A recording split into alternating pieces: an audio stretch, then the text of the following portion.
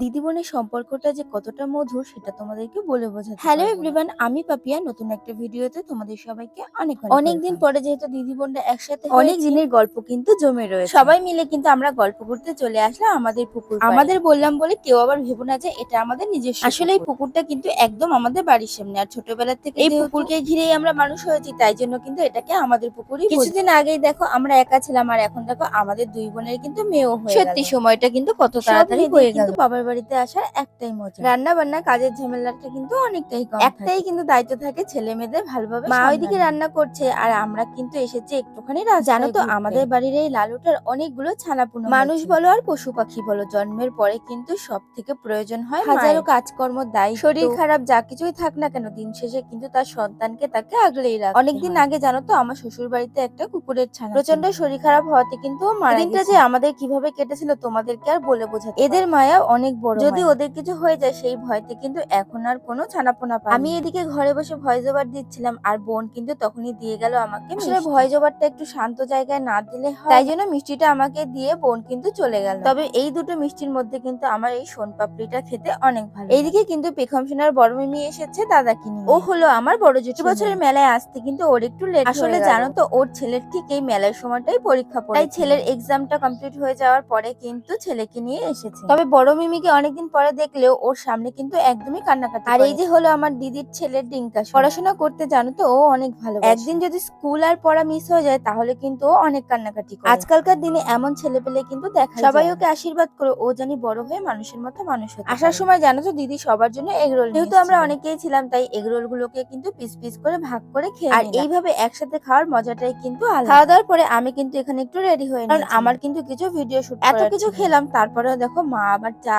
Chop সিঙ্গারা সবকিছু নিয়ে কষ্ট করে যখন বানিয়ে নিয়ে এসছে খেতে তো হবে। বরমশাই কিন্তু বাড়িতে বসে একদমই চা খেতে পছন্দ করে। শ্বশুর বাড়িতে আসার পরে শাশুড়ি মা যখন চায়ের কাপটা হাতে ধরিয়ে দেয় তখন কিন্তু একদমই মানা করতে নিয়ে জানো তো মাঝে মধ্যে আমাদের মধ্যে একটু ঝামেলাও বেঁধে যায় যে আমি দিলে খাও না আর মা দিলে কিন্তু যেহেতু দিদি এসেছিল তাই দিদিকে নিয়ে জেঠি বোন সবাই কিন্তু মেলায় গেছে। কত কিছু দেখো সবার জন্য কেনাকাটা করে আমাকে জানো তো অনেকবারই জোর করেছিল মেলায় যাওয়ার, তবে পরপর দুদিন আমি গেছিলাম সেই জন্য কিন্তু আজকে আর আমার যেহেতু ছোট বাচ্চা রয়েছে তাই সবসময় কিন্তু সবকিছু করা সম্ভব। মাঝে মধ্যে কিন্তু অনেক কিছুই স্যাক্রিফাইস জানো তো মেলায় আসলে মেলার প্রথম দিন থেকে লাস্ট দিন পর্যন্ত কিন্তু রেগুলারই। তবে এবছর কিন্তু একদিন অনিচ্ছায় গেছিলাম আর একদিন কিন্তু নিজের ইচ্ছা। মেলার থেকে কিন্তু জেঠি দিদি বোন সবার জন্য অনেক কিছু নিয়ে এসে সেটাই কিন্তু তোমাদেরকে এক একটা করে দেখাচ্ছি। এই যে ব্রেসলেটটা দেখতে পাচ্ছ এটা কিন্তু আমার দিদি মেয়ের জন্য এনেছে, মানে বাবলি সোনার। এই ক্লিপ কানের গুলো কিন্তু আমাদের জন্য নিয়ে এসেছে। মেলায় গেলে জানো তো যাই দেখি না কেন সবকিছুই মনে হয় যেন কেনাকাটা করে। তবে এবছরের মতো কিন্তু ঠাকুরনগরের মেলা এখানেই সমাপ্ত। শরীর মন যদি ভালো থাকে তাহলে সামনের বছর কিন্তু আবার চলো টাটা সবাইকে।